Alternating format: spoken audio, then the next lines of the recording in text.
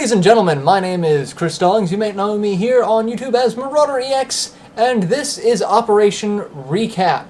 This week I've just got a couple of stories, but they're all fantasy themed, so we're going to stick with that and jump right into a couple of stories this week. First up, Dragon's Crown has a new trailer out, and they've revealed what the pre-order bonus is going to be. Dragon's Crown, for those of you who do not know, is going to be a side-scrolling beat-em-up type game done by Vanillaware, those lovable scamps who brought us Grim Grimoire, Muramasa the Demon Blade, and they were going to bring us Grand Knight's History on the PSP, but that kind of fell through for this game.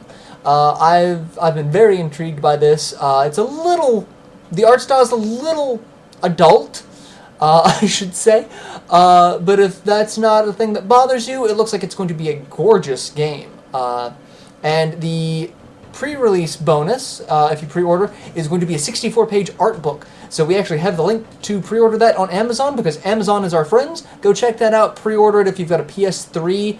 I know I'm going to, just simply because it was a great game. And hey, art book for free? Not too bad, not too bad. Next up, keeping up with the fantasy beat-em-up games. Some of my favorite games of all time. The Dungeons & Dragons arcade games, Shadow over Mysteria and Tower of Doom, are coming back as the Chronicles of Mysteria, Chronicles of Mysteria double pack. It's going to be a digital download release that's going to be on the Xbox 360 or Xbox Live, PlayStation Network, and the Wii U. These are fantastic beat-em-ups. They were available on the Sega Saturn. That was the only console they were available for, and they were never even released here in the US. One of them, Shadow over Mysteria, required a 4 meg cart because the graphics and the animation were just so incredible at the time. And they're going to be adding in some new stuff, new features. I'm giddy with excitement over this. We actually just posted the trailer on our Rainfall channel here, so check that out as well. The Dungeons & Dragons trailer was just posted earlier today. Actually, by the time this video goes up, it would have been yesterday. So, yeah, doing this a little early this week. So, yeah. Next up, this is actually kind of an entertaining story. Over 1/3 of Fire Emblem Awakening sales are digital. That's actually really, really big news. That has a lot of implications, that people are taking portable devices and starting to shift to handheld. Nintendo's been very adamant about staying out of the mobile phone market for portable consoles. So that's actually kind of a big deal, because if that could cut overhead costs by shifting very slowly, transitionally to digital, I think that could be a really big move. And the fact that Fire Emblem has been a much anticipated game for the 3DS, and it's getting so much press for its digital downloads and all of its free DLC. This is a very interesting trend for Nintendo. Nintendo was very, very slow to adopt the online game style, so this is actually really big news. I hope it continues to do well, because I would love to see another Fire Emblem game, personally. Not that I'm biased or anything, so hey. And the last story for the week, this is going to be a very short recap video, because we are gearing up for PAX East. There's a lot of stuff going on this weekend, so next week's recap, there's going to be 2 recaps, one covering just the stuff from PAX East, and then the stories that got buried because of PAX East. But the last story for this week is Final Fantasy X HD. It's going to include Final Fantasy X-2.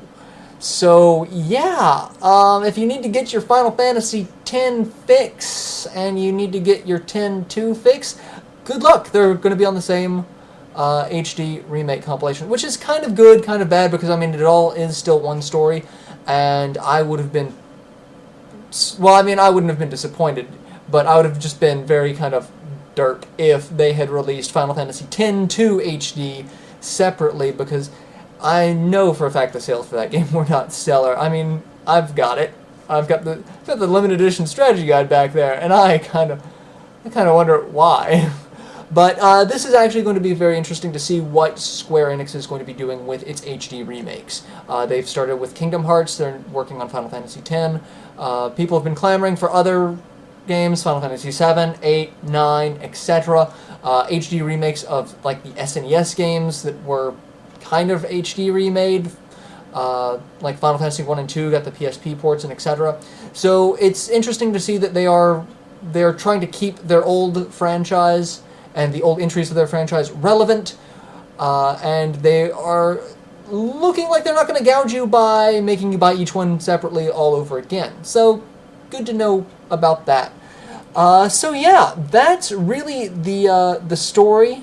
We do also have the links, I believe, for Final Fantasy X HD is pre-orderable on Amazon now. I'm not entirely sure. I saw something about that in passing just a few minutes ago. So if that's the case, check it out. Again, we love Amazon. Amazon loves us. So click the little links on our articles. We're kind enough just to directly link you to that. Show them some love through us, and they show us love by giving us more stuff. And the more stuff we have, the more stuff we can give out to you for fun and exciting prizes for stuff. But this question for the week is, again, HD remakes seem to be a huge, huge thing. Are you guys excited with the fact that Square is starting to throw out these HD remakes of their older stuff, or are you guys just like, hey, give us something new? I know I've asked this question before, but it seems like HD remakes are still a hot topic. So let us know, or if you have any other questions, comments, let us know, and we will do our best to respond to them directly and continue with the wonderful service between news provider and news reader, watcher. I'm hopped up on caffeine, so I'm going to go now. Hope you guys have enjoyed the recap. Stay tuned to Operation Rainfall for more news and tidbits concerning PAX East this week. And like I said, next week there will be a PAX East recap and a recap for stories that got shoved under the rug because of that. Because PAX East is huge. In the meantime, I'm going to go and read up on PAX East stuff. So take care, everyone.